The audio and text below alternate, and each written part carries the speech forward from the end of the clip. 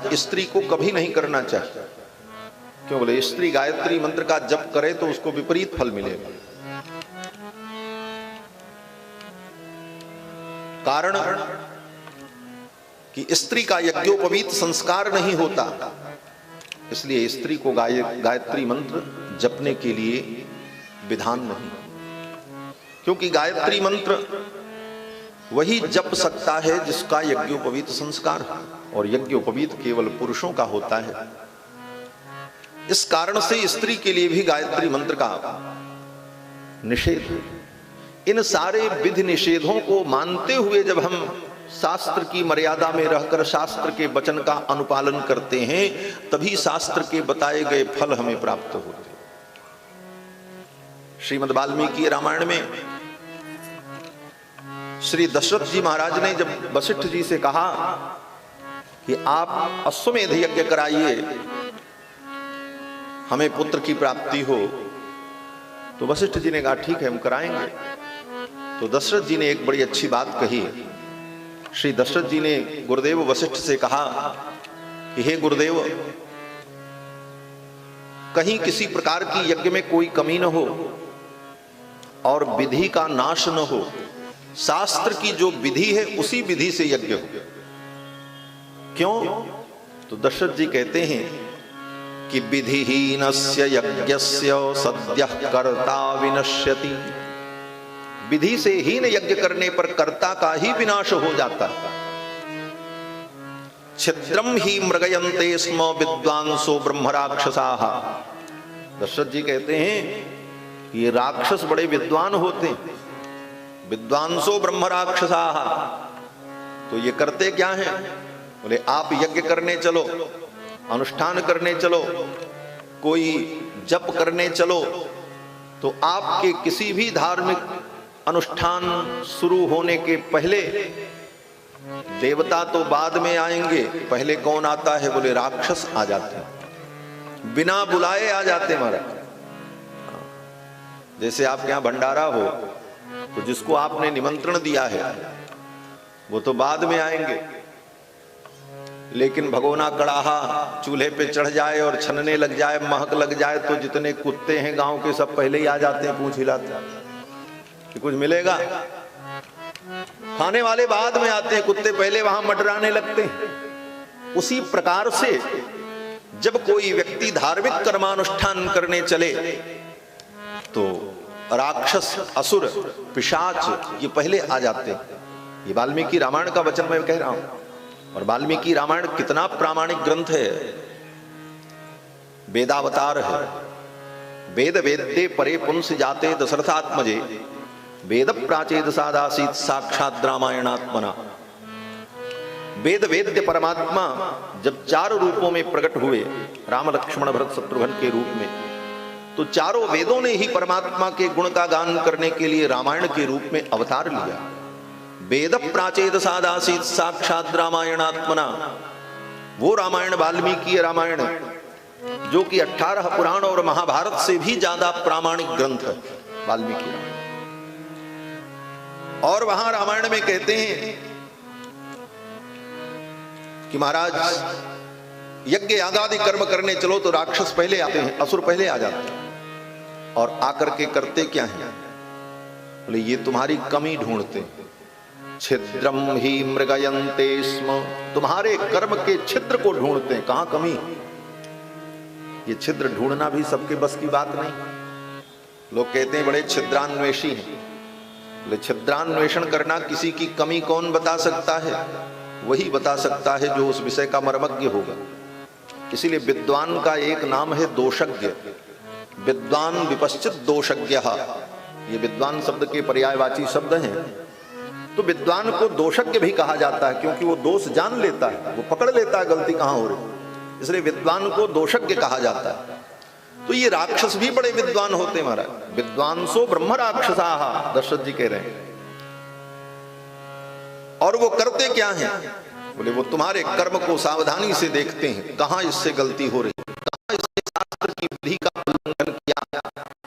और शास्त्र की विधि का उल्लंघन नहीं दिखाई पड़ा, उस कर्म के फल का वो नाश कर देते हैं। छिद्रम ही मृगयन्ते स्म विद्वांसो ब्रह्म राक्षसाः विधिहीनस्य यज्ञस्य सद्यः कर्ता विनश्यति।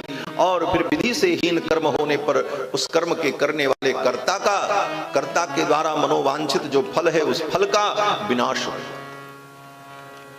कितनी गंभीर बात है। इन बातों पर हम ध्यान नहीं दे पाते। कितने प्रमाण हैं कि थोड़ी सी विधि बिगड़ जाए तो उल्टा ही फल होता है।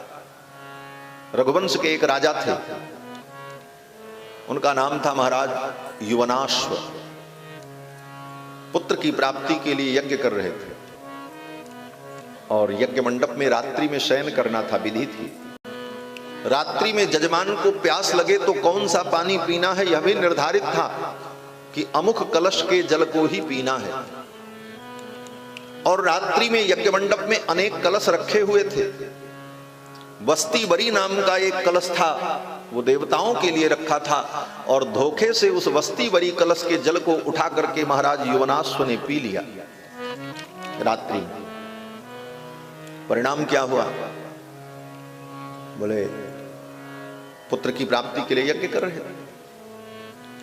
पुत्र तो आया, लेकिन कहां आया? पत्नी के गर्भ में नहीं, महाराज योनाश्व के पेट में गर्भ हो गया। बस्ती वरी के कलश के जल को पीने का परिणाम कि महाराज योनाश्व के पेट में गर्भ हो गया। प्रातः काल ऋत्विजों ने, ब्राह्मणों ने कहा महाराज कहीं विधि का लोप हुआ। निरीक्षण परीक्षण करने के बाद इस निष्कर्ष पर पहुंचे कि बस्ती वरी कलश के जल को इन्होंने धोखे से पी लिया, तो गर्भ तो अब इनके पेट में आ गया। ऋषियों ने कहा बड़ी समस्या, अब इस बालक को पैदा कैसे किया जाए? तो ऋषियों ने महाराज योनाश्व के पेट को चीरकर उस बच्चे को बाहर निकाला। बच्चा तो सुरक्षित पैदा हो गया।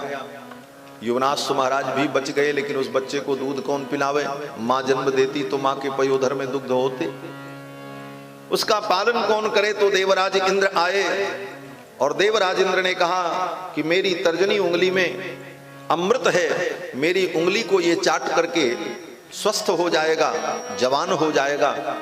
और महाराज देवराज इंद्र ने अपनी उंगली उस बालक को चटाई और कहा कि माम धास्यति, माम माने मुझको, धास्यति माने मेरी उंगली को ये पिएगा। धाय माने जो दूध पिलाती है उस मां को धाय कहते हैं। भेंट पाने धातु है व्याकरण में, पीने के अर्थ में।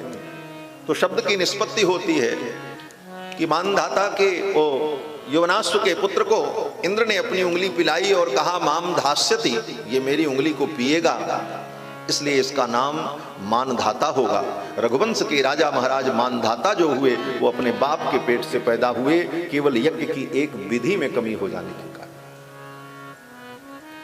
श्रीमद् भागवत महापुराण में भी कथा है कि विधि का लोप होने का परिणाम क्या हुआ। बोले त्वष्ट्रा महर्षि ने यज्ञ किया कि ऐसा पुत्र उत्पन्न हो जो इंद्र को मार दे, इंद्र को जीत ले, ऐसा पुत्र पैदा हो। और संकल्प किया और संकल्प करके आहुति दी। इंद्र शत्रुर विवर्धस्व, इंद्र के शत्रु का विवर्धन हो, इंद्र का शत्रु पैदा हो जो इंद्र को मार दे, क्योंकि त्वष्टा महर्षि के पुत्र को इंद्र ने मार दिया था।